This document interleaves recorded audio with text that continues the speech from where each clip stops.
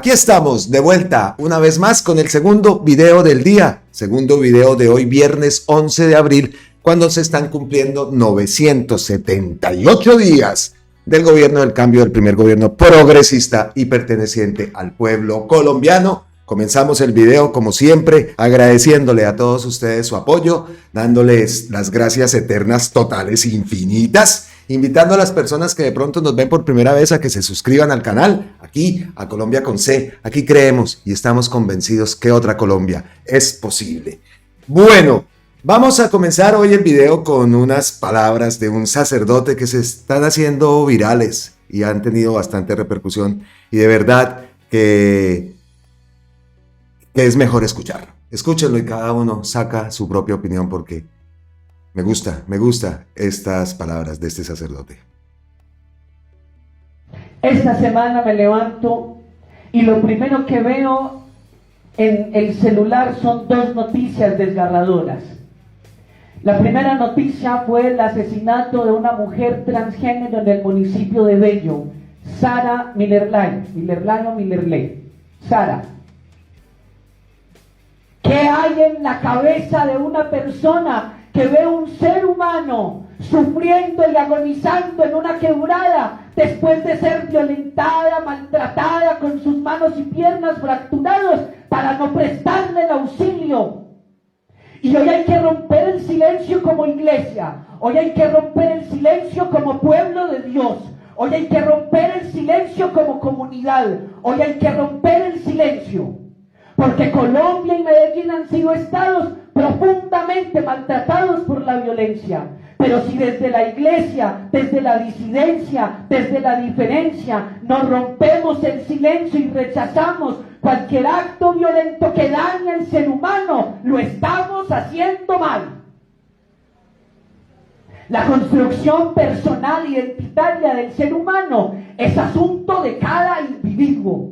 La construcción identitaria de cada sujeto es asunto de cada sujeto. Nadie tiene el derecho de tomar justicia, supuesta justicia, para destruir al otro. Hoy nosotros como pueblo de Dios, terminando la Cuaresma, a contados días del Domingo de Ramos, entrada triunfal de Jesús en Jerusalén, tenemos que movernos a la digna rebeldía de Jesús, que habla desde la revolución del amor, que habla desde la revolución de la diferencia, que va en contra del sistema, que va en contra de la corriente. No podemos seguir alimentando el silencio de las violencias sistemáticas de una iglesia, de una comunidad, de un pueblo, de una nación que normaliza el daño a los otros. A ustedes no les importa, a la iglesia no le importa, a nadie le importa lo que el otro tenga entre las piernas, ni cómo quiera hacerse llamar. A nosotros lo único que nos debe importar es el amor de Jesús, que es el mismo para todos y todas. Y ese es el sentido del desierto de Cristo. Si nosotros, en la realidad humana que tenemos, en la realidad social que tenemos, en la realidad cultural que tenemos, no estamos dispuestos a romper el silencio y hacer la diferencia en un mundo de iguales, déjeme decirle, querido pueblo de Dios, que no hemos entendido el legado de Cristo, que se da, se parte y se reparte y se comparte para todos y todas por igual. ¿Qué hay en nuestro corazón? Nos quedan cortas las serpientes abrasadoras de la palabra cada vez que somos cómplices del silencio en los actos que destruyen a los demás. Nos quedan cortas. ¿Qué estamos haciendo de diferente en una sociedad que ha normalizado acabar con la vida de los otros? ¿Qué estamos haciendo de diferente en una sociedad que busca desde lo más mínimo destruir y dañar al otro? ¿Qué estamos haciendo en una iglesia que es más fácil perseguirse entre sacerdotes que juntar fuerzas para cambiar el mundo? Hoy exhorto a todas las iglesias a todos los sacerdotes en el mundo, romanos, no romanos, de cualquier denominación, a salir del esquema hegemónico y patriarcal que nos ha condenado a perder las vidas de los fieles, las vidas valiosas del pueblo de Dios. Aquí no nos ganamos nada discutiendo sobre bautismos legítimos o ilegítimos. Aquí no nos ganamos nada discutiendo sobre sucesiones apostólicas válidas o inválidas. Aquí no nos ganamos nada discutiendo sobre templos grandes, costosos o catedrales humildes donde entra el agua como esta. Aquí tenemos que edificar el reino de los cielos, rompiendo los paradigmas y los esquemas que destruyen la vida del pueblo de Dios y por las cuales nos pedirán cuenta los ministros de Dios. Hay que levantar la voz para ser la voz de Cristo que consuela, para ser la voz de Cristo que anima, pero hay que levantar la voz para hablar por los que no tienen voz. Y hoy quiero romper el silencio y llamar a toda la iglesia y llamar a todas mis comunidades a que rechacen el más mínimo acto de violencia que atente contra la vida y la dignidad de cualquier ser humano. Oiga, qué gran mensaje el de este padre y ese llamado, ¿no? A romper el silencio. El llamado que hace a todos los sacerdotes, a todas las iglesias del mundo. Y precisamente estábamos hablando de Gustavo Petro, aunque no ha citado las palabras del sacerdote, sí citó y sí reposteó las palabras del sacerdote, pues ha citado a Señal Colombia, al programa El Calentado, donde están tocando el tema de las cifras de muertes de personas pertenecientes a la comunidad LGBTI. Son muchas.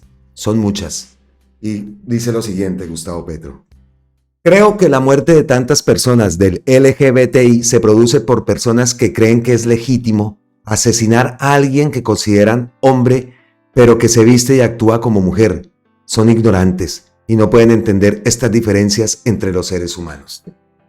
Creen que matando esas diferencias, matando esas diferencias, la sociedad es mejor. Así pensaba también. Y era como estos asesinos, los que mataban al ladrón del barrio o al gamín sucio de la esquina, al que bautizaron como desechable. Tan desechable era que el acto de asesinarlo lo llamaron limpieza social. La calle y el barrio estaban más limpios. El cemento gris estaba más limpio, si ese ser humano en harapos dejaba de existir. Desaparecía. Hasta lo volvieron política. Era bueno el alcalde que desaparecía al habitante de la calle o al menos lo golpeaba. Y así fueron desapareciendo drogadictos tirados en los basureros y después simplemente jóvenes que dibujaban un grafiti de colores en una pared sucia. Les parecía a los asesinos que la pared sucia y sin color era más bonita que el arte de colores que el joven dibujaba. Y aquí hago un paréntesis porque nosotros en Bucaramanga recordábamos, hablando de todo esto que dice Gustavo Petro, y de pronto los que tenemos canitas por allá en Búcara, hablaban siempre de la cemento, ¿no? Hablaban siempre de la cemento y de esa mano negra que existía y que allá desaparecían. En Bucaramanga siempre existió eso, y yo sé que más de uno habrá escuchado, repito, los que tenemos de pronto canitas, porque también en Bucaramanga ocurría como muchas partes de Colombia, pero en Bucaramanga yo echando cabeza qué días y me acordé, oiga, cierto, en Bucaramanga se hablaba siempre de la cemento y de la cemento y de la cemento, por allá en el Café Madrid. Bueno, continuamos entonces. Para el asesino era mejor que las cosas continuaran igual en su rutina, en su tristeza gris. Mejor el ruido de los carros llenando el espacio a que sonaran alborotadores los jóvenes en las esquinas de los parques. Y por eso aplaudieron cuando vieron que ante la insurgencia de tantos colores en la pared, que ante el peligro de tanto color y fiesta, ante tantas muchachas rebeldes, se erigiera un salvador que diera fuete, que encarcelara y acabara la diferencia. Y por eso no hubo protesta cuando fusilaron a los 6.402 jovencitos por todos los rincones del país. Mataban jóvenes y los asesinos de los barrios eran viejos, tenían canas y no gustaban de nuevas músicas, ni de risas en los parques que debían encerrarse entre rejas. No gustaban de mechudos, ni de minifaldas, ni de tatuajes en el cuerpo. A la hoguera con ellos gritaban, como en la Edad Media, y por eso aplaudieron al gran asesino, y lo amaron, y aplaudieron que se acabara engendros políticos como la UP, hablando de revolución. Y les pareció que era correcto que asesinaran a sus miles de militantes, que se vayan a Cuba o se mueran, gritaban, porque Colombia no es para el pensamiento libre, sino para ser esclavos en los talleres y en los campos, condenados a ser peones y agradecer por el puestico. Y les pareció que el sindicalista debía morir porque la voz del patrón era ley sagrada, y sus ganancias sagradas, así no hubiera mercado para la limpieza de inquilinato de su empleado, y los padres de los asesinos y sus abuelos y bisabuelos siempre han obedecido. Hasta alguno tuvo piel negra y portó cadenas. No pasarán. Y justicia para Sara. Bueno, continuamos entonces. Tenemos que continuar con la triste realidad de nuestro país. Porque eso de Sara, por supuesto, ese caso terrible de Sara, es tristemente también parte de la realidad de nuestro país. Que somos muchos más, sí, somos muchos más, pero quedan muchos que piensan así, como las personas que hicieron eso con Sara y también las personas que estaban grabando y no fueron capaces de hacer nada para salvar la vida. Increíble. Hasta los mismos asesinos de Sara serían los que estaban grabando esas imágenes. ¿Qué hay en la mente de una persona que es capaz de hacer eso? Terrible. Entonces continuamos con esa triste realidad que queremos cambiar y que lo vamos a hacer, lo vamos a lograr a pesar de todos los inconvenientes, de todos los obstáculos y que sabemos que no es una lucha fácil, ni es una lucha de la noche a la mañana, ese cambio. Lo vamos a hacer. El gigante está despierto y está esperando la orden. Miren este caso que publica el gran senador Wilson Arias, al que le enviamos un abrazo y aquí respetamos también su gran trabajo. 65.000 millones iban a sunsacar al Estado personas cercanas a Dilian Francisca Toro. 3 de las 4 personas claves en ese oscuro laudo de 65.000 millones de pesos contra el Estado tienen vínculos entre sí con Dilian Francisca y el partido de la U.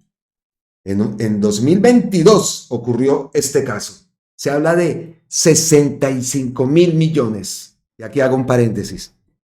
Porque en video anterior hablábamos y una suscriptora por ahí me envió un comentario también que estaba de acuerdo con lo que decía. Y hablábamos de que la avalancha de votos de Gustavo Petro en esas elecciones anteriores del 2022 tuvo que ser tan grande que no pudieron ocultarlo y que no pudieron tapar y no pudieron deslegitimar la elección del pueblo. Tuvieron que decir sí a lo que nosotros elegimos, que era lo que tenían que hacer.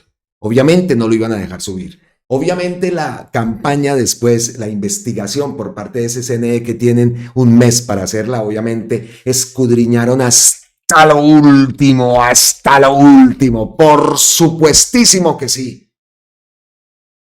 No encontraron absolutamente nada. Ahora lo quieren encochinar, no lo van a lograr. Y por eso decimos también que el gigante está despierto ante ese post también que envió Gustavo Petro y que lo publicamos en el video anterior, que hablaba también de que el proceso ahora está en la Corte Constitucional y que estamos a ver, él está esperando qué pasa, pues todos estamos esperando también qué ocurre. Pero volviendo al paréntesis, entonces decimos Dilian Francisca Toro por allá en el Valle, Cauca, por allá en Medellín, entonces Fico Gutiérrez elegido alcalde, en Bogotá Carlos Galán elegido alcalde, en Barranquilla Char elegido alcalde. Y dice uno, ¿esas elecciones qué? ¿Esas elecciones qué? ¿O es que los caleños votaron allá en el Valle, votaron a esa corrupta de esa forma? La compra de votos, ¿cómo fue? ¿O presunta compra de votos? Es que no puede ser que ellos hayan elegido allá a Dilian, allá a Pico, allá a Char, en Bogotá a Galán. La registraduría. ¿Qué ha pasado con eso también, con el tema de la registraduría? En Santander también lo mismo. esa dudita nos queda, y nos queda la dudita de que Bolívar disque de tercero, y ahora continúa esa campaña paga desprestigiando a Gustavo Bolívar utilizando inteligencia artificial. Y siguen apareciendo posts y posts y posts que cualquier iluso se los cree. Incluso imágenes como si estuviera detenido por las autoridades norteamericanas. En juicios en Norteamérica, Gustavo Bolívar, ¿no? Que casualmente dice que, según esa encuesta, y no es que lo dudemos, no creemos en esas encuestas, pero que ya lo están subiendo, ¿no? ¿Qué es lo que pretenden? Donde encuestas, empezando que cómo vamos a creer una encuesta donde no sale ni Carolina Corcho. Entonces, pero nos queda esa duda siempre nos quedará de esas elecciones, porque, Dilia, entonces ahora sí, escuchemos, vean lo que denuncia el senador 65.000 millones de pesos le iban a sonsacar al Estado gracias a cercanos a Dilian Francisca Toro y al partido de la U. Como ya conté al país, en 2022, un oscuro y cuestionable laudo arbitral obligó al Estado a pagar esa suma a una sociedad privada que no había suscrito el contrato inicial que generaba el litigio. Ello a pesar de existir un pasisalvo en un contrato de servicios de salud entre la ya liquidada Clínica Santiago de Cali y la empresa del Estado Fondo de Pasivo Social Ferrocarriles Nacionales de Colombia. El pago fue cuestionado en una excepcional tutela presentada por la Agencia Nacional de Defensa Jurídica del Estado ante el Consejo de Estado, que consideró el laudo improcedente. Pero pongamos el foco. ¿Quiénes estuvieron detrás del laudo y cómo se conectan con Dilian Francisca Toro? El fallo que ordenaba el pago fue producto de un tribunal de arbitramiento. ¿Quién fue el presidente de ese tribunal? Óscar Ibáñez, abogado personal de Dilian Francisca Toro. ¿Quiénes más conformaron el tribunal? Lida Mercedes y David Martinelli, abogado contratado 57 veces por la Gobernación del Valle en los mandatos de Dilian Francisca y su ahijada política Clara Luz Roldán. ¿Y quién aceptó llevar esa extraña controversia contractual a ese tribunal? Mauricio Marín, director por esa época del Fondo de Ferrocarriles, luego nombrado director de la FIDU Previsora con el respaldo del partido de la U, partido de Dilian Francisca Toro. Conclusión: 3 de las 4 personas clave en el oscuro laudo contra el Estado están vinculados entre sí con Dilian y su partido político. ¿Coincidencia? Lo dudo. Comparte este video. Seguiré denunciando la rosa. Ese tipo de informaciones tienen que hacerse virales, de verdad que... Y vamos a estar atentos, como siempre decimos, atentos a que esto continúe, porque ya sabemos que el senador Wilson pues continuará, obviamente publicando más y más detalles de esa investigación, de esa grave denuncia. 65.000 millones y todos los caminos conducen a Dilian Francisca Toro. Entonces volvemos con la pregunta, ¿no? ¿Qué pasó en realidad en esas elecciones del 2023? ¿Cómo fue eso? ¿Qué pasa en la registraduría? El software, que siempre hemos hablado del software. ¿Y eso qué pasó? ¿Ese fue el favor que Alexander Vega les hizo? ¿Cómo fue eso ahí? Que nos quedamos con esa, ¿no? A mí siempre me quedó sonando el tercer puesto de Bolívar, por ejemplo, en Bogotá. No sé. Pero eso es algo raro, segurísimo, presuntamente ocurrió. Bueno, continuamos entonces, ya saben ustedes, entonces eso es como el entremés, las palabras del sacerdote, la grave denuncia de Wilson Arias, y ahora nos vamos entonces con el viejo Petrovsky, nos vamos con Gustavo Petro, porque así siguiendo la línea de los posts que ha enviado hoy, pues seguramente en un momento se sentó a leer la prensa o no sé. Hay una foto incluso que se ve allá un tapete en un artículo, entonces de eso vamos a hablar, de la imaginémonos entonces a Gustavo Petro, mira, le respondió al Espectador, sobre todo ese diario, ahí alcanzamos a ver, diario El Espectador, o si no es él, presumo que es él, si no es él el que ha tomado la foto al diario, pues tomó esa foto, la captó de algún sitio, bueno, pero lo importante que vamos a ver ahora es, primero, respuesta una que le da a Alejandro Gaviria. Luego se sienta y decimos nosotros que se pone a hojear el periódico y decimos, no es que eso se va a prestar ahora para mala información. Bueno, o tomó de algún lado esa información y esa noticia que le estaban dando primerísima plana del mensaje que le manda la senadora Blel a Gustavo Petro. Eso lo vemos ahora. Entonces, en orden cronológico, lo primero que ocurrió fue la respuesta a Alejandro Gaviria, que publicó un post respondiéndole. Bueno, como siempre, Alejandro Gaviria cita a Gustavo Petro, donde habla que dice: en este informe del experto en contabilidad, el doctor Vicente Calvo, sugiere, analizando los datos publicados en los 2 primeros meses del 2025, que contrario a la campaña interesada de los dueños privados de EPS privadas y gestores farmacéuticos y sus políticos en medios de comunicación acerca de una insuficiencia de los recursos públicos que se le destinan a la EPS, lo que se evidencia es lo contrario. Durante años se giraron recursos públicos muy por encima de los costos que se causaron atendiendo la salud de los afiliados. Esto se demuestra al ver la liberación de reservas técnicas en varias de las EPS. Y cita a Vicente, al gran Vicente Calvo. Aquí hace un artículo. Bueno, es la UPC insuficiente, análisis de comportamiento neto de ingresos y costos de la EPS de enero y febrero de 2025. El gran trabajo que, como siempre, hace Vicente Calvo. Eso lo citó Gustavo Petro, ese post fue el día de ayer, entonces tuvo respuesta por parte de Alejandro Gaviria, que dice entonces: todo resumido en un solo mensaje: la falta de transparencia, la destrucción de capacidades técnicas del Estado, la desobediencia a los autos de la Corte Constitucional, la falta de entendimiento del problema y el desprecio por el sufrimiento de la gente. Miserable, miserable, Gaviria. Y Gustavo Petro resalta esta frase: el desprecio por el sufrimiento de la gente, que es lo que dice esa derecha de Colombia. Pero antes de la respuesta de Gustavo Petro, recordemos esto. Hace 10 años, Alejandro Gaviria, como ministro de Salud, advertía sobre la quiebra del sector, denunciando las deudas impagables y los patrimonios negativos de las EPS. Exigía la intervención inmediata del Estado para evitar el colapso del sistema de salud. Por esta razón, este gobierno está trabajando para reparar los daños estructurales que se tienen desde hace años y perjudican a todos los colombianos y colombianas. Este video nos viene bien porque ahora viene la respuesta de Gustavo Petro. Tenemos un deterioro del patrimonio de las EPS, que hoy en día en conjunto podríamos decir es negativo, y tenemos una tercera parte de ellas son intervenidas o con alguna medida especial. Si estuviéramos hablando del sector financiero y alguien me presenta este panorama: deudas impagables billonarias, patrimonios negativos en conjunto de un sector, y al mismo tiempo una tercera parte de las instituciones intervenidas, el diagnóstico sería inmediato. Aquí lo que tenemos es una quiebra sectorial que obliga a una intervención, de nuevo, inmediata por parte del Estado.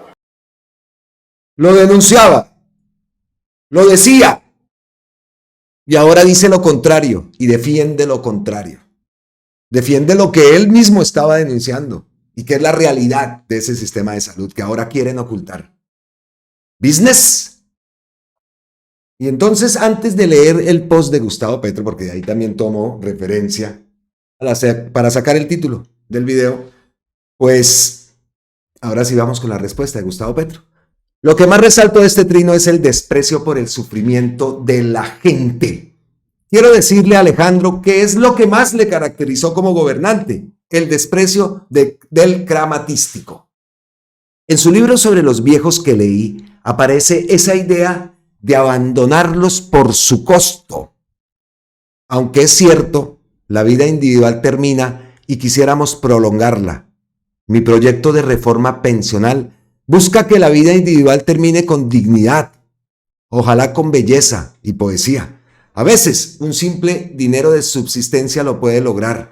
Usted es de los que le piden a la Corte Constitucional que ni eso se le dé al pueblo, porque está convencido, como todo crematístico, que los mercados financieros lo resuelven.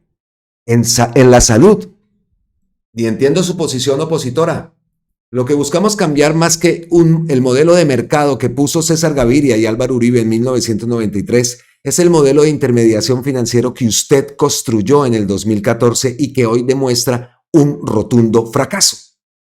Lo escuchamos.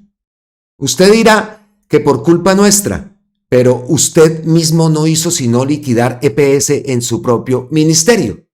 La prensa ha buscado ponerlo como experto en este debate. Pero usted, Alejandro Gaviria, es autor de lo que queremos reformar. Y hay que decirlo. Su reforma no sirvió. y llevó a esta debacle financiera anunciada por él mismo. Al transformar la salud en un espacio de aseguradoras financieras, era necesario cumplir las reglas de las aseguradoras financieras, las reservas técnicas. Y fue usted mismo, Alejandro Gaviria, el que no lo permitió. La consecuencia es el llanto plañidero para que el Estado, a riesgo de quebrarse, se endeude más, para seguir financiando las ganancias a los dueños privados de las EPS, eso sí, voraces, pagando la deuda billonaria que dejaron a clínicas y hospitales, mientras las convertían en ganancias. Los bonos del agua de su amigo Carrasquilla, otro crematístico, es apenas un pálido reflejo de lo que usted desató en la salud. Por amor a la gente es que intentamos reformar su desastre con la vida.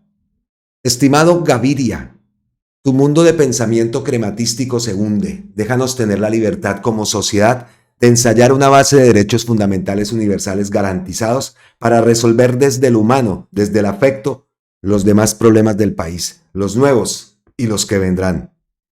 Una mínima base de solidaridad social, de ayuda mutua, de colaboración, que es la esencia del ser humano, como esencia también de la garantía de derechos universales como la salud o la pensión, podrán garantizar también, se lo aseguro, una sociedad más firme y en paz.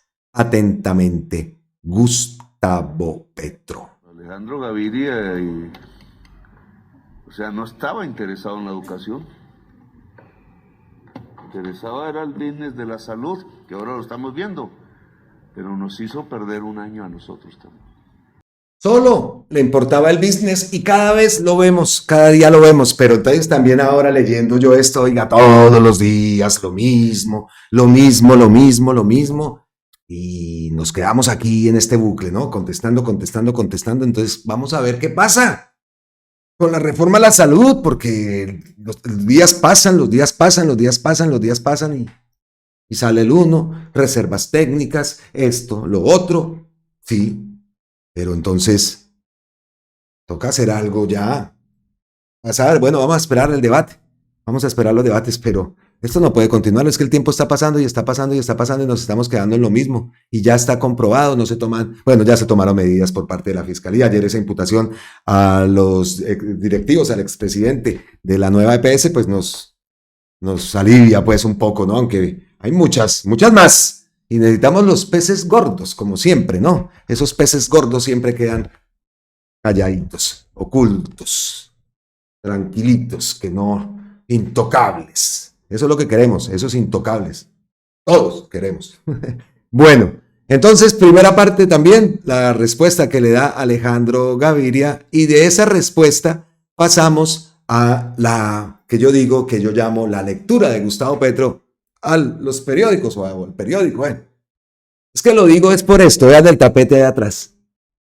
Ven el tapetico, entonces puede ser, sí, sentado. Tiene típico tapete por ahí de Palacio. No sé, bueno, listo. Suposiciones mías. Lo importante es esto, que le dan un artículo completo y dice, los perritos. Decía entonces que le dan un artículo a la senadora Blel y dice, Nadia Blel, no vamos a ceder ante las amenazas. Blel le envió este mensaje a Petro, entonces me imagino ya Gustavo Petro leyendo. Por eso hago también el énfasis de la lectura del periódico de Gustavo Petro. Entonces dice la senadora Nadia Blel, presidenta del Partido Conservador y de la Comisión Séptima, reconoció que siente miedo por lo que considera es un posible hostigamiento desde el gobierno para presionar decisiones del contingente tan... ¿Ah? Pero mire la respuesta de Gustavo Petro, que esa sí estuvo buenísima. Yo no amenazo, senadora Blel. Usted ha amenazado a todas las familias trabajadoras de Colombia al meterse en su casa y quitarles el descanso y el mercado. Excelente. Pienso que no podía haber mejor respuesta, ¿no? Y respecto a esa manifestación, escuchamos a Alejandro Campo también que días en la plenaria, allá en la cámara, ¿sí? Lo escuchamos diciendo y contando cómo fue, porque Alejandro Campo también ha sido señalado, porque Pasaron por una calle, un conjunto cerrado, un edificio donde vive por allá en el 17º piso, que tiene seguridad y tiene todo eso. O sea, no es que estaban, pues tenía el peligro latente. Pero claro, normal que la gente se manifieste, y ahora sí se siente muy amenazada, pero no le importa, como dice Gustavo Petro, la gente a la que la quiere, y no van a quedarse con esa, no van a pasar, y a la gente no le van a quitar el descanso y el mercado. Eso no se lo van a quitar al pueblo, que es lo que pretende esta gente. Entonces ahora muy atemorizada, pues, muy atemorizada. Increíble, de verdad, que es caro de gente, es caro. Entonces, y seguimos en la lectura de Gustavo Petro del periódico. Aquí tenemos otro ya, él publica la foto. ¿Por qué el ministro estigmatiza a la corte? Entonces, aquí ven ustedes, y eso lo postea el propio presidente. Le queda muy mal al ministro del Interior, Armando Benedetti, lanzar frases que llevan a presionar a la Corte Constitucional y a estigmatizar decisiones que no ha tomado. Mientras el alto tribunal se prepara para fallar sobre los acuerdos de conmoción interior, sus consideraciones necesitan ser jurídicas ajustadas. Entonces, bueno, ese es el artículo, ¿no? Acá dice: la decisión de la Corte Constitucional sobre la conmoción interior debe tomarse según la Carta Política, no bajo estigmatizaciones provenientes del gobierno. Ese es el artículo que han publicado, y venga que, mire que voy a hacer ampliar acá esto, porque, bueno, ustedes saben mucho más, de verdad. Vean acá: el Espectador, vicepresidente comercial, Caracol Medios. Mauricio Umaña Blanche, vicepresidente comercial, Caracol Medios. No me cuadra eso ahí, ¿no? Bueno, entonces, artículo que publica Gustavo Petro, artículo del Espectador: ¿por qué el ministro estigmatiza a la corte? Y reaccionó. Toda la financiación de la ofensiva militar del ejército y de la sustitución de la causa de la violencia a los cultivos de hoja de coca provienen de los recursos extraordinarios que se han cobrado a empresas de suerte y azar y a petroleras en virtud del decreto de conmoción interior. En este momento, y lo digo con orgullo, el ELN ha sido detenido y la mitad de la zona cultivada de hoja de coca en Tibú, el municipio con más hectáreas de hoja de coca del mundo, ha sido inscrita en el programa de sustitución voluntaria de cultivos. La voluntad campesina de sustituir cultivos en el Catatumbo es una de las grandes victorias de Colombia, no publicadas, obvio, por la prensa del poder económico. La voluntad campesina que hemos despertado para salir de los cultivos ilícitos se debe a que se han financiado por decreto de conmoción los pagos por erradicación, los gastos de cultivo de productos agroindustriales, la carretera para sacar esos productos, la salud y la educación de los hijos campesinos. Yo siempre que Gustavo Petro habla del tema de la carretera para sacar esos productos en la universidad, por allá en los 90, en una clase de economía, era macroeconomía, bueno, creo que era macro, hablábamos precisamente de eso, de por allá en los 90, y decíamos toda la potencialidad de Colombia para sacar, para que a países como España, como en Europa, llegaran muchos más productos y pudieran disfrutar aquí de un lulo. Desde los 90 se ha hablado de eso, y en eso siempre se habla. Una de las cosas es que se roban la plata, y lo hablábamos en la universidad: se roban la plata y el producto no puede llegar a las grandes ciudades principales porque no tienen carretera de la zona de cultivo a la ciudad principal donde se puede distribuir o puede llegar a que pueda llegar a los puntos de exportación. Pues la carretera, se robaron la plata por allá en los 90, y eso pues toda la vida. Increíble. Si estos recursos desaparecen por titulares como este, que piensan más en aislar al gobierno del Poder Judicial para que cese su iniciativa ejecutiva que por defender la soberanía nacional, hoy en inmenso peligro, lo digo con total claridad y sin deseo de amenaza, que el ELN no se podrá contener. No suena a una estigmatización, es la simple realidad militar. Que se me apagó algo por ahí. Se me apagó algo por acá. A ver, aquí. Lo cambiamos acá. Porque, listo. ¿Cómo les parece entonces qué va a pasar con el decreto de conmoción interior? ¿Ah? La ofensiva que desplegamos, porque es que si tumban el decreto de conmoción interior, a eso es lo que está haciendo referencia Gustavo Petro. La ofensiva que desplegamos se dio en el momento de un aplazamiento de 12 billones de gasto del presupuesto nacional provocado por la irresponsabilidad casi que apatrida de Efraín Cepeda y algunos parlamentarios de las comisiones económicas del Congreso. No había otra manera de detener el asesinato de la población civil cometido por el ELN que con recursos extraordinarios. No quiero ni pensar si estos desaparecen. Será como confesar la incapacidad, no del gobierno, que les ha mostrado 2 victorias estratégicas, una en el Micay y otra en el Catatumbo, sino del Estado todo. Estamos en vilo por esa transformación del Catatumbo. Estamos en vilo por esa decisión de la Corte Constitucional. Y esos titulares, entonces considero que Gustavo Petro, como esa foto, que Gustavo Petro sacó un tiempo para leer los medios y publica esto. No quiero ni pensar si estos recursos desaparecen. Será como confesar la incapacidad no del gobierno que les ha mostrado 2 victorias estratégicas. Oiga, esto es delicado. Una en el Micay y la otra en el Catatumbo. Que se están viendo. Esto no puede ser. Entonces vamos a ver qué pasa. Vamos a ver. Estamos así y seguimos así. Y por el otro lado entonces que la investigación a la campaña de Gustavo Petro. Y estamos así y nos tienen así. Saboteo. Vean lo del ministro. Los invito a las personas que no han visto el video que subí anterior. O que vean la rueda de prensa completa del ministro de Salud, donde le responde a Coronel, donde muestra al país las capacidades que tiene, por ejemplo, en este caso, la Armada, de diseñar esos barcos en Colombia. Papá.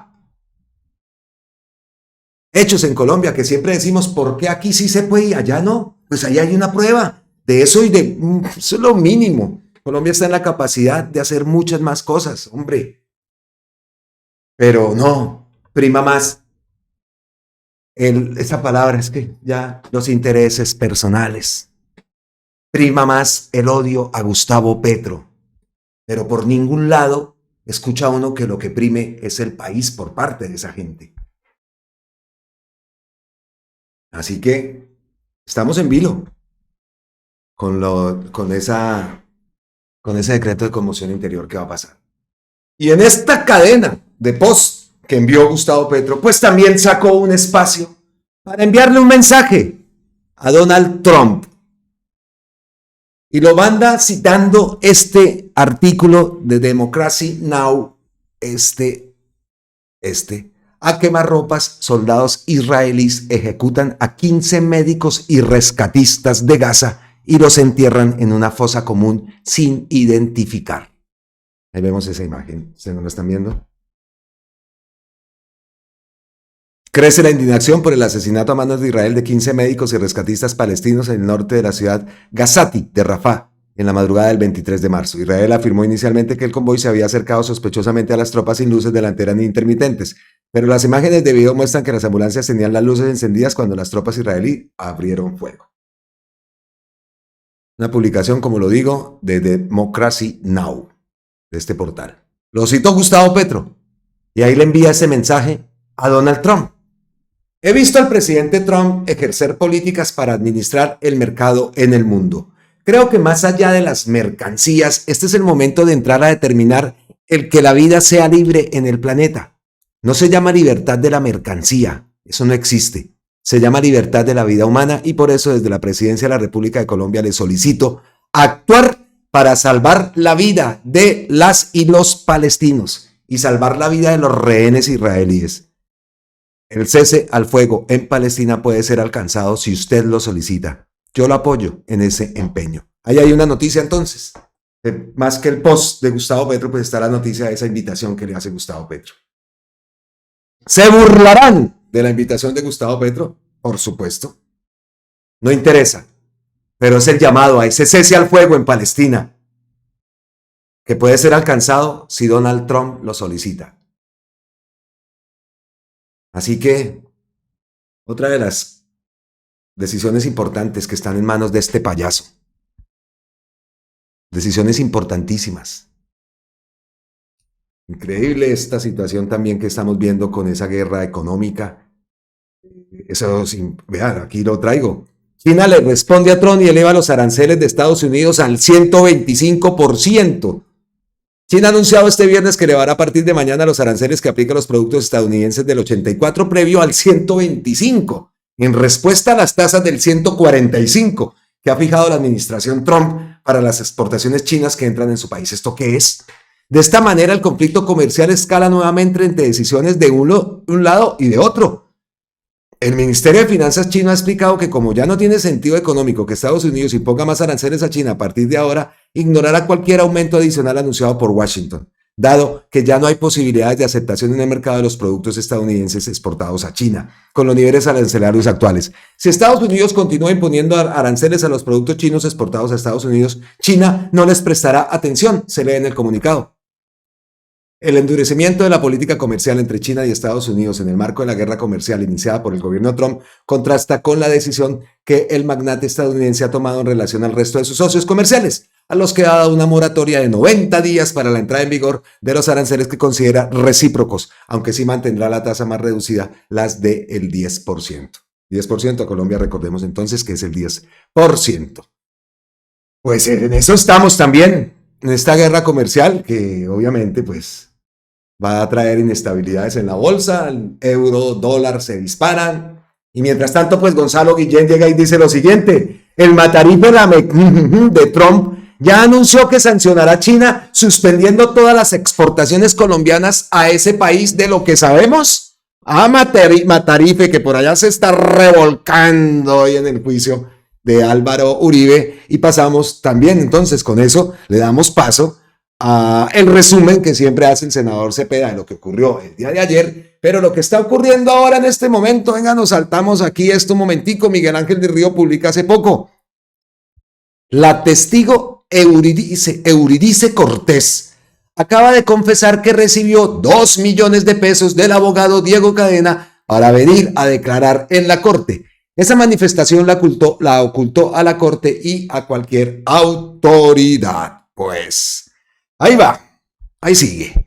Cada vez más hundido. Oiga, y por otro lado, entonces mira usted en otros medios, bueno, ya sabemos los medios esos de la oligarquía, cómo trazan y muestran diferente lo que está ocurriendo en ese juicio. Impresionante también cómo le están lavando la cara, y eso la W, eso todos, ahora todos lavándole la cara a Uribe. Eso está ocurriendo. Entonces, bueno, primero que ya leímos lo que está ocurriendo el día de hoy, nos vamos a lo que ocurrió el día de ayer.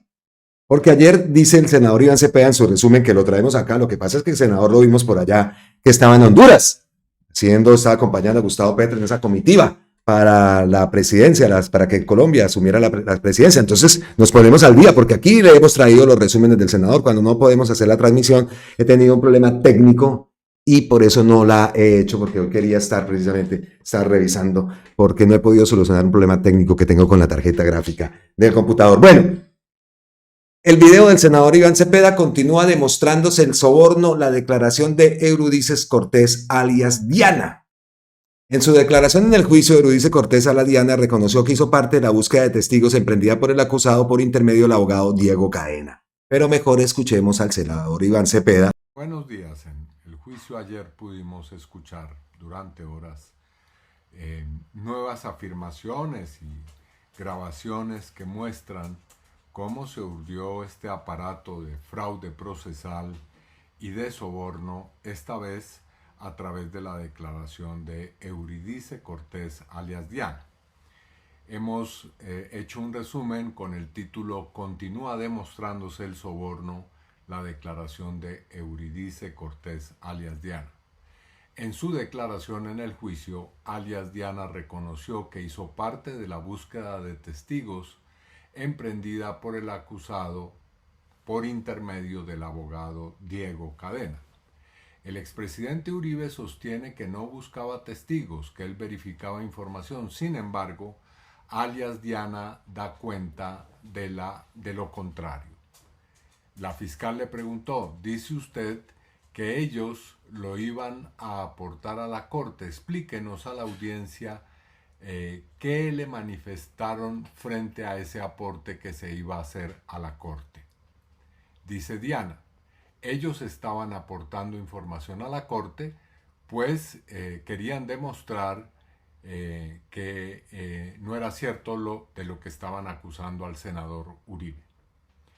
Como contraprestación en la búsqueda de testigos, el abogado Diego Cadena le pagó a Diana 700,000 pesos, lo que quedó acreditado, en el juicio por la investigadora Luz Mireya López. En uno de los audios de WhatsApp extraídos del celular de alias Diana, el abogado Juan José Salazar le dice: Dianita, déjeme y ya pregunto y yo le confirmo para enviarle los viáticos para que se mueva hasta allá y hable con el hombre. Alias Diana traficaba con testigos e incluso le cobraba a los abogados por los números de teléfono de contacto de esos eventuales testigos. Marce le dice a una amiga: ya le dije al abogado que usted tenía el número y que había que darle una liga. Nena, el abogado me está preguntando que usted cuánto me pidió, ¿cuánto le digo? Por eso, usted es más abeja, dígame cuánto. Diana explicó cómo negociaba los sobornos con los abogados. Yo le dije a ella, pues usted es más, ella es más, tiene un espíritu más de negociante que yo. Al fin y al cabo, entonces, ya le digo, le hago ese comentario, pues dígame usted cuánto, usted que es la que tiene la información. Así respondió Diana ante la fiscal ayer. Cuando se entera del costo del soborno inicial por el número de alias Julián, el abogado Salazar protesta: que no nos tiren tan duro. Ante la propuesta de alias Diana y su amiga Marcela, que le hicieron a alias Julián de servir de testigo, este manifestó que prefería primero hablar con Mario Uribe, primo del acusado. Eurídice le dice a Juan José Salazar, el abogado: Doc, hablé con Julián por teléfono y él me dice que si está interesado en la situación, pero que sí está interesado en la situación, pero que él dice que es muy amigo de Mario, del primo de Uribe, de Mario Uribe. Entonces que él iba a hablar, que se le hace extraño por qué no lo habían tocado por ese lado, si ellos tienen conocimiento de quién era él en el bloque Metro. Mario Uribe tuvo una participación activa en ese entramado, no solo por su conexión con el abogado Samuel Sánchez Cañón, sino que él y familiares suyos le giraron dineros a ese abogado, y además la primera declaración en la que alias Víctor rindió falso testimonio en mi contra en un proceso seguido contra Mario Uribe por la masacre de Río Sucio, así quedó constatado. La Corte Suprema, en el auto mediante el cual definió la situación jurídica de Álvaro Uribe Vélez, dispuso compulsar copias por los presuntos delitos de fraude procesal y soborno en actuación penal contra Mario Uribe y el abogado Samuel Sánchez Cañón. Cito lo que dijo la Corte: en atención a lo declarado por el señor Carlos Enrique Vélez y la prueba documental con relación a una presunta manipulación de su testimonio en dicha actuación y la posible retribución económica por ello. Esas fueron las razones para esas compulsas de copia. Casi nada, ¿no? Ay Dios, cada día más untado, y lo que les digo, van ustedes a los medios, bueno, ustedes por allá no pasan, pero ve uno por ahí a estos medios cómo están transmitiendo lo que está ocurriendo, y vergüenza esa prensa definitivamente. Bueno, terminaremos viendo a Álvaro Uribe tras las rejas, es la pregunta que nos hacemos. Ojalá así sea. Así llegamos entonces con las palabras del senador Iván Cepeda, llegamos a la sección ñapitas, el vendaje que no puede faltar aquí en cualquier contenido de nosotros. Aquí usted se lleva de más. A veces se nos alarga el video, pero así sea, con todo, tenemos que tener las ñapitas, es algo que nos gusta y siempre pues trataremos de hacerlo. Estábamos esperando la reacción a Gustavo Petro ante esta imagen. Imagen en Bogotá. Vemos acá una columna que se está haciendo, un edificio que está en venta y una denuncia que hace aquí, tomamos a María Paula Fonseca.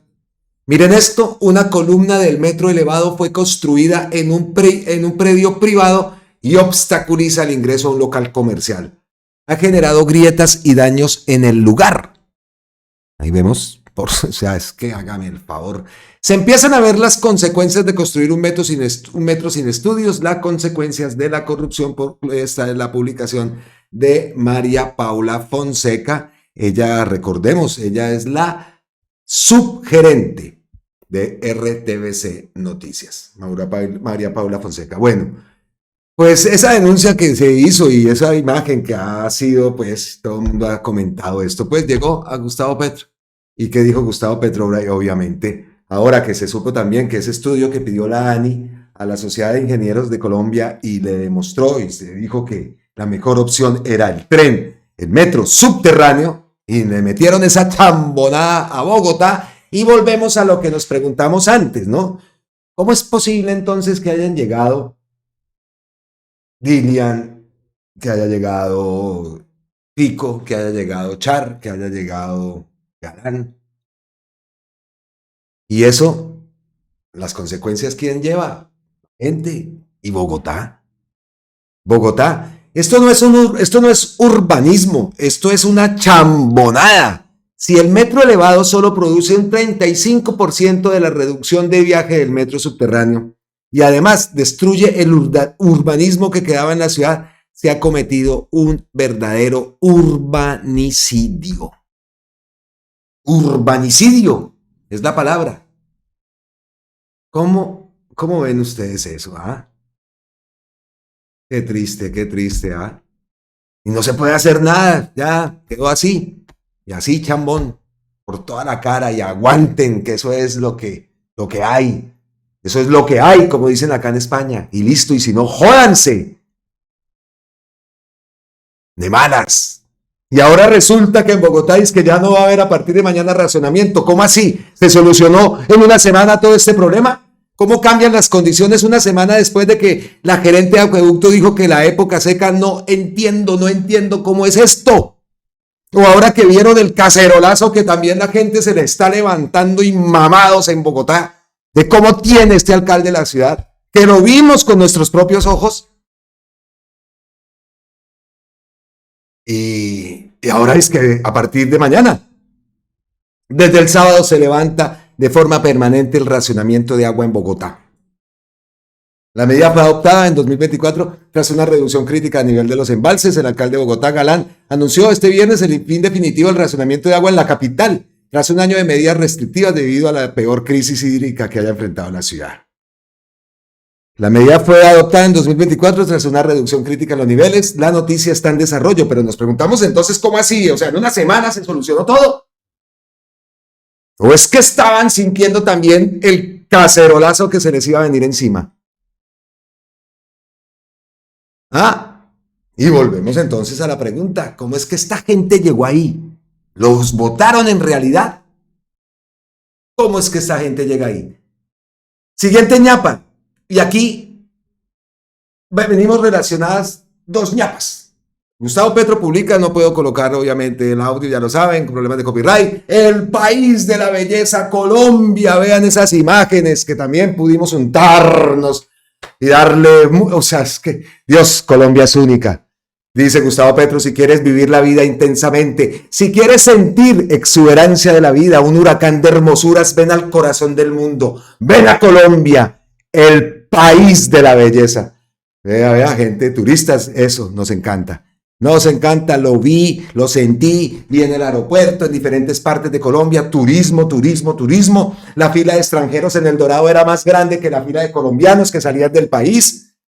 Lo oí, lo sentí, mi hijo hasta casi se queda de un avión por allá por esa filota. Y porque el DAS no ha sido capaz de poner más, no sé, ya en este momento, en el momento de salida, nosotros terrible, la gente pidiendo por favor que avanzaran porque el avión 1 hora en la fila y nada que avanzaba y el avión ya a punto de salir. A mi hijo lo llamaron de la aerolínea, ya 3 minuticos más y pierde el avión. De la cantidad de turistas que habían en la capital. Yo por eso a veces pongo en la intro un video de unos aviones, que hay 3 aviones, uno de esos fue el avión que me trajo, cada vez que lo veo avión tonto me trajo acá, y veo los otros aviones, el de KLM, el de Air Europa, el de la British, el de, bueno, de varias aerolíneas, llegando así estaba ese aeropuerto ese día. Y entonces se promociona todo esto, ven a vivir la vida intensamente. Y acá traigo a Rafael Camargo. Indigna que el presidente se esfuerce por mostrarle al mundo que Colombia es el país de la belleza, mientras que medios como la W Radio Colombia han pasado toda la mañana burlándose de la cultura guajira y sus costumbres, al tiempo que promueven la zona como un sitio peligroso al que no se puede ir porque sus hoteles no tienen lujos. Julio Sánchez Cristo, es justo su simplicidad y naturalidad lo que hace turístico. Eso es lo que hace turístico a Riohacha, por ejemplo, y a La Guajira. En Bogotá se cometen más delitos que en Riohacha y la gente no es tan amable y solidaria como la de La Guajira. ¿Y por qué se presenta esto? Porque Gustavo Petro afirmó en el Foro Mundial sobre la Migración y el Desarrollo no se va a realizar en Barranquilla, sino en Riohacha. Y entonces brincaron y de una vez es que Petro va a robar y que lo más triste que se metan con Riohacha. Estuve en Riohacha. Esta foto que se me hizo, esta foto es allá en Riohacha. De las ciudades donde más me amañé, en Riohacha. Incluso teníamos presupuestado salir un día y nos quedamos 2, 3 días más. De lo hermosa que es Riohacha, de la gente en Riohacha, la playa de Riohacha, y estaba en época de diciembre, eso estaba lleno. Y entonces hablan y dicen que Riohacha, que no tiene hoteles, que no tiene hoteles de lujo. Pues qué pena, yo no me quedé en hotel de lujo, iba para un apartamento que tenía buenas condiciones, un apartamento genial, que incluso un suscriptor, don Miguel, en Bucaramanga, me recomendó. Apartamento de lujo, lo más de hermoso, un precio asequible de pronto. Bueno, pero me recorrí todos los hoteles porque al final en ese apartamento no me quedé y me recorrí todos los hoteles que hay en la zona de la calle 1 y la calle 2. Ahí, al frente, en el malecón de Riohacha, al frente. Ahí, la gente amablísima. ¿Por qué Riohacha no puede tener la oportunidad de desarrollo, de darse a conocer al mundo? La Guajira, ¿por qué no? ¿Por qué no? Tiene que ser en Barranquilla entonces. No sé, listo, se hizo el cambio. Pero la reacción de la gente, hablando de Riohacha y hablando de la Guajira, y muchas veces ni conocerán. O si la conocen, así es que han tratado a la Guajira. Y traigo acá a María Margarita Giraldo. Esta es una actriz, ¿no? ¿Ella no es hija de Teresa Gutiérrez? Ahora imaginemos que Gustavo Petro tiene buenas intenciones en suspender la reunión en junio del CELAC en Barranquilla y trasladarla a Riohacha para que haya progreso allá, Así es que lo ven. Así. Y así se ha robado a Riohacha. Y las cosas que yo decía allá, que me metía a Manaure y decía, oiga, ¿cómo es posible que han sacado todo este billete aquí y esta gente con estas necesidades? En Uribía lo mismo. Y en el mismo Riohacha, detrás de la zona calle 2, calle 3, ahí se nota, hombre, se puede hacer o haber desarrollado más, pero que no merezca Riohacha tener un evento de estos y que sirva también como lo fue la COP16 para Cali. Vea, esta plaza de Riohacha, yo estuve ahí. Aquí queda, aquí atrásito, aquí donde ven ustedes, acá estoy señalando con el mouse, ahí queda el monumento al almirante Padilla. Esa plaza creo que se llama la Plaza Padilla. Y aquí está el cajero, por aquí la vivienda, aquí abajo la playa, queda aquí abajito, y la iglesia. Es más, creo que la vivienda está por aquí, o por aquí, por este lado. Yo le recorrí, ya hace poco, y vengo y lo digo. No me quería ir de La Guajira, no me quería ir de Riohacha. La señora que me vendía almuercitos a 15,000 pesos, 13,000 pesos, dependiendo de lo que pidiera, desayunos a precios, bueno, se consigue una de las cosas económicas, una gente amablísima, y la señora que me vendía el almuerzo me dijo, yo vine por vacaciones y llevo 40 años. 40 años. Una gente hermosa, una gente muy solidaria, una gente especialísima. ¿Por qué carajos no va a tener entonces La Guajira y Riohacha la oportunidad? Mezquinos. Y ese post de esa actriz reduce todo. Dice acá Smonty, cuando el gobierno decidió hacer la COP16 en Cali, la W Radio se burló. Hoy que se habla de realizar un evento en La Guajira, la W Radio se ríe y saca todo lo malo que hay en Riohacha. Por favor. Qué vergüenza de gente, qué vergüenza de medios. Son una vergüenza definitivamente. Así que nos alegramos que ese foro mundial sobre migración y desarrollo se realice en Riohacha. Y no es porque tenga nada contra Barranquilla, pero sí jode que esa campaña de desprestigio, esa forma como se refiere, no, nos va a quedar a ser como un chocato, esa Riohacha. Atrevidos, atrevidísimos, me parece esta gente. De verdad, la W también hace rato, pero ahora ya están de frente, ¿no? Mostrando el plumero de frente. Miserable ese post de esa actriz, Margarita Giraldo. Nuevamente, vea lo que dice. Pero es que simplemente eso no se implementa en 2 meses, el progreso allá. No se implementa en 2 meses, nuevamente nos van a avergonzar su ego y su capricho. Qué infeliz esa mujer. Qué infeliz. Triste, triste, triste, pero bueno. Wow, estas cosas me enervan muchísimo, muchísimo. Porque es que la exclusión de La Guajira ha sido tan tenaz que los que la conocemos, ustedes también habrán ido por allá y se dan cuenta. Como el agua, como las denuncias de Gonzalo Guillén, todo lo que han hecho y todo lo que ha ocurrido con La Guajira, todos los obstáculos que también ha tenido el gobierno para poder implementar ideas y soluciones a la problemática del agua. Pasó lo de los carrotanques, de maldita sea que eso no tenía que haber pasado en este gobierno, pero afortunadamente ya se ha solucionado una parte. Porque lo peor quedó ahí, y eso sí no se puede ocultar, pero ya se están dando soluciones. Yo vi los hospitales que se están construyendo, el hospital indígena que se está construyendo en Mayapo, pero es que decirlo nos van a avergonzar. Y me puse a mirar la cuenta de esa mujer, de esa actriz, habla y postea, menos mal no tiene seguidores, postea una cantidad de falacias y de mentiras típicas, una más reproduciendo a Caracol a toda hora, o sea, tenaz, no sé, ¿será buena actriz? Pues sí, pero sí creo que ella es hija de Teresa Gutiérrez, creo que ella es hija de Teresa Gutiérrez. Listo, Mañapitas, nos traemos aquí al viejo Cristian, lo más trinado abrazo para el viejo Cristian. Ojo con esta noticia falsa y engañosa en un video que está publicado en redes sociales, donde hicieron un montaje con la imagen del presidente Gustavo Petro y le modificaron la voz con inteligencia artificial, invitando a la gente a invertir en una pirámide. Esto es una estafa, no caiga en la trampa. Lo colocamos porque no falta de pronto el que piense, de verdad, esto hay que tener mucho cuidado con todo esto. La oposición quiere ver al presidente como el ampón de Milei, así que pilas con esto también, no sea que vayan y me estafen y me tumben a alguien por ahí. Es una estafa, yo sé que es pero casos se han visto. Entonces no sobra la publicación de lo más trinado, al que le decimos otra vez un fuerte abrazo. Seguimos llegando ya al final de Ñapitas, estamos pendientes también de esta noticia, de esta cuenta, de este personaje. Y resulta que por aquí ya se han puesto manos a la obra. Porque es que yo no sé si por eso digo es que es un hacker o qué, que es que no lo han podido coger y pillar. O es que quién está detrás de esa cuenta. Entonces ya el grupo Aquelarre ya se están dando datos, ya como que los tienen localizados y lo importante es saber quién es esa persona. El bodeguero Daniel Briceño no es licanista, ni los otros 2 amigos íntimos de Soy Jerome. Otra cosa es que interactúen para atacar en gavilla al presidente Gustavo Petro. No son los mismos, aunque el actual administrador alcanzó a manejar Lican Hackers, es una cuenta, esa cuenta está suspendida, sí. Bueno, lo importante es esto, tenemos los datos del actual licanista, lo vendió una amiga hace poco. Revelaremos su identidad en plena Semana Santa, el mismo Viernes Santo, para ser más exactos. Aseguramos que el próximo domingo su nombre...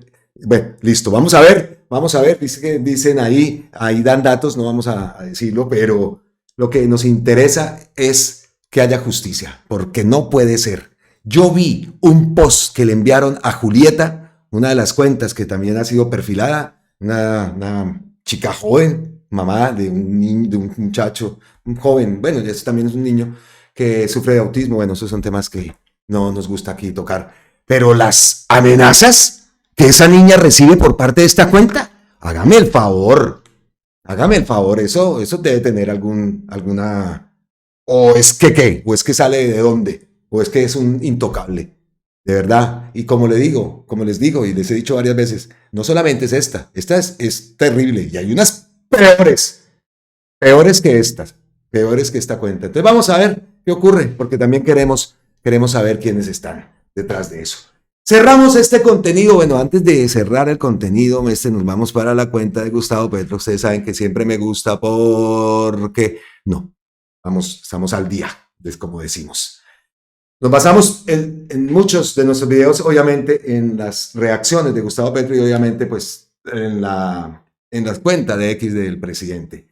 Cerramos entonces este video de viernes, ya aquí ya son las tantas de la noche, ya podemos decir aquí ya es de noche. Recuerden que está oscureciendo a las 9:30 más o menos y ya está oscurito, ya les di pistas de las horas en las que son aquí en Colombia.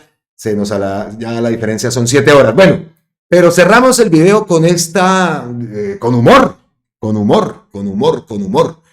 Dice Alejandra Miller sobre las relaciones entre una reunión que se presentó también de Laura Sarabia con China y tal, y pues ahora los acercamientos que están siendo no solo de Colombia, sino de muchos países del mundo hacia China y buscando otros mercados, buscar otras oportunidades. ¿Por qué no? Con prudencia se tiene que tratar este tema con los Estados Unidos. Bueno, pero sí, prudencia diplomática, digámoslo así. Pero lo que tenemos que ver es mirar otros mercados, otras oportunidades. Y Colombia en esto tiene mucho que hacer. Pero entonces dice Alejandra Miller, porque Ricardo Ospina dijo que esa reunión podría tener consecuencias con los yanquis. Entonces Alejandra le contesta, podría tener repercusiones muy positivas para las relaciones de Colombia con China, pero para el servilismo no hay cura. Y se refiere a Ricardo Ospina. Pero ¿dónde está el chiste? El chiste está acá. Mire la respuesta de Ricardo Ospina. Alejandra, ¿cuál es el principal socio comercial de Colombia por cercanía y afinidades culturales? ¿Qué dijo? ¿Afinidades culturales con los Estados Unidos? Garzón.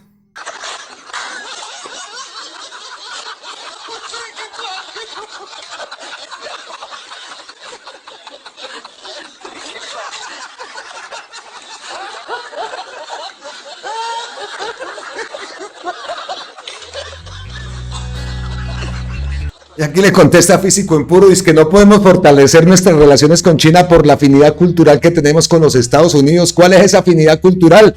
Porque lo único que nos une es que nosotros producimos el polvo blanco y ellos son felices destrozándose el tabique aspirándola por esas ñatas. Periodismo colombiano. Por ahí que afinidad cultural también tendremos el taxi amarillo, será lo único. Qué palé, Dios mío, qué gente, Dios. Se cree.